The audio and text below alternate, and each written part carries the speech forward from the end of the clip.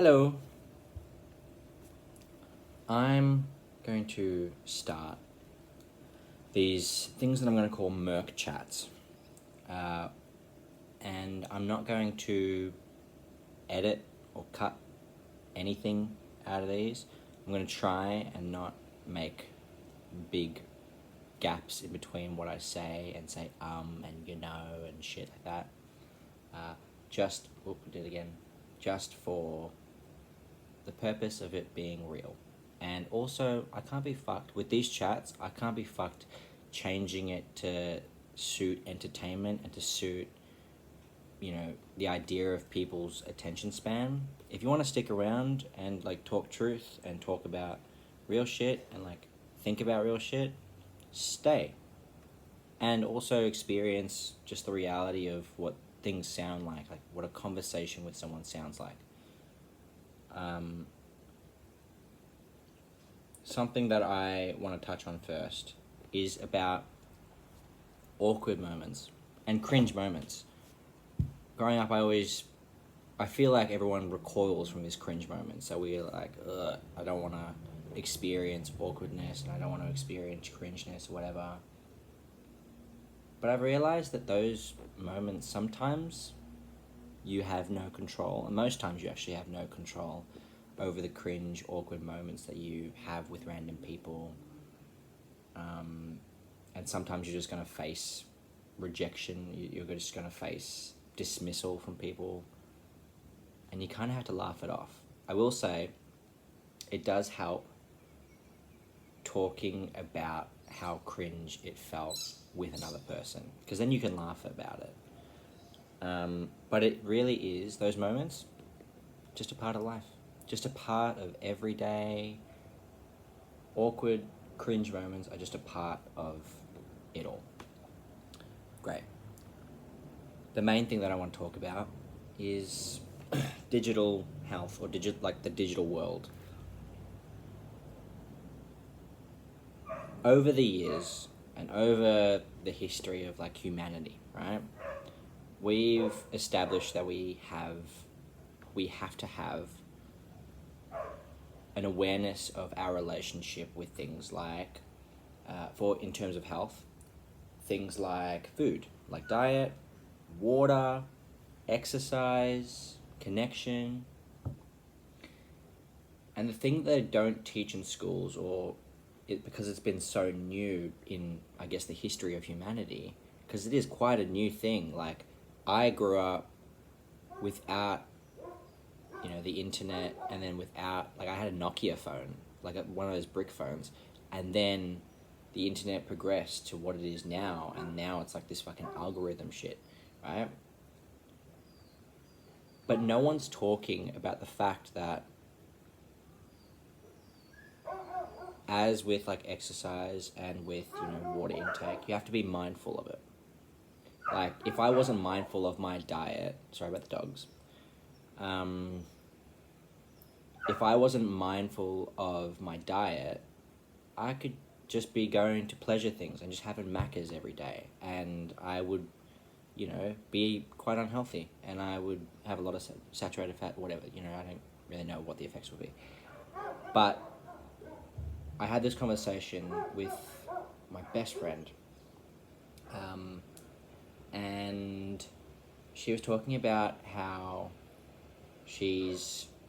when she goes on TikTok, she's my age, she's 26, sorry, and she said that every time she goes on TikTok, she gets so anxious because she's hearing someone talk about something that in her life, or something that she should give a shit about, or as if she should give a shit about, and it just makes her anxious, about topics that she doesn't actually care about.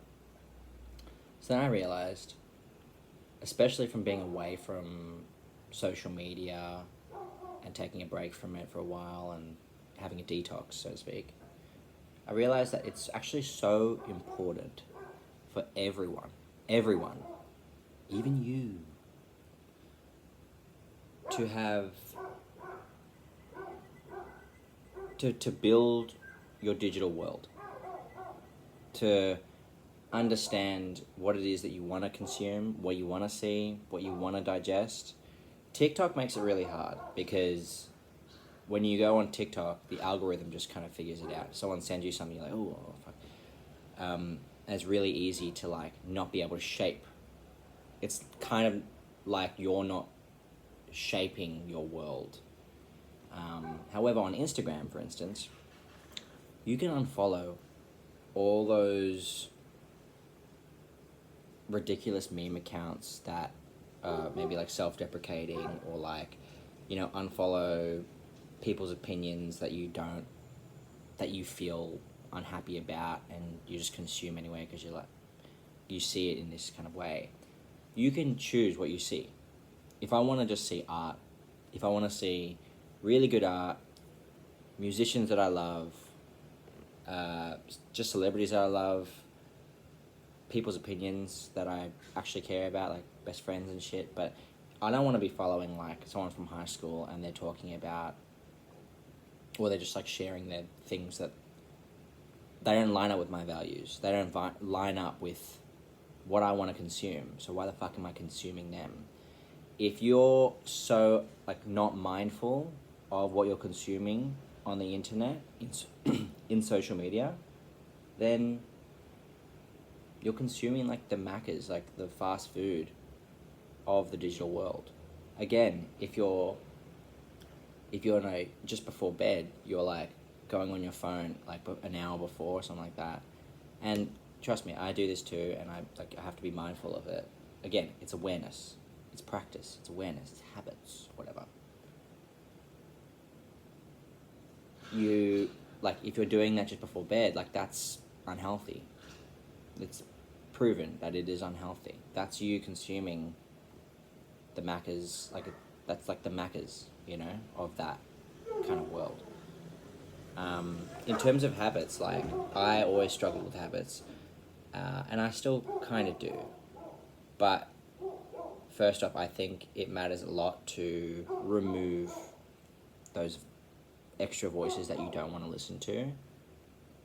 So this kind of helps, like unfollowing all those things and following just the ones you want, and getting off TikTok if you need to. Just figure out exactly what you want to see, what your aspirations are, what's going to give to you, what's going to nurture you. Then you are able to take a sec and be like, okay, cool. What do I like? And then you find yourself having enough mental space and time to give to your habits and deal with the pain of building new habits. You're not masochistic. Is that the word? You're not self-sabotaging as fast. I can't remember what that word is. Yeah. Is that what I want to say? Yeah, I think it is. It's a small one. It's not going to be 30 minutes long like the last video. Although I do talk about some cool shit on that last video. Okay. Go look at my Artist Way journey on my channel. I'm like week 3. It's fun. It's scary. It's so scary. It's so fun.